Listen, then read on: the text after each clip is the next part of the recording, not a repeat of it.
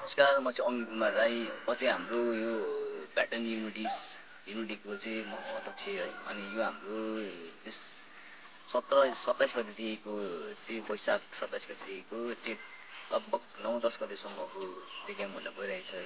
त्यसको लागि चाहिँ अब हामीले यो पहिलो फर्स्ट टुर्नामेन्ट अब ओपन टुर्नामेन्ट गराउँदैछ होइन।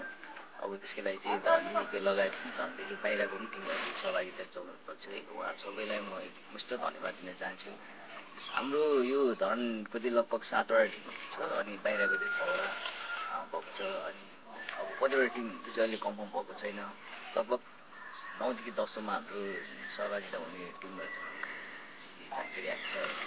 त्यसको लागि चाहिँ अब सबैलाई म धन्यवाद दिन चाहन्छु र फेरि अब आउने दिनहरूमा पनि योभन्दा अझै राम्रो र बेटरहरू गर्ने चाहिँ हामीले सोचेका छौँ। अब अहिले चाहिँ अब हाम्रो फर्स्ट भएर चाहिँ गइरहेछौँ।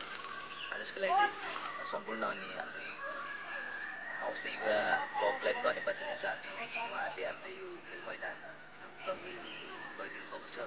त्यसको लागि धन्यवाद।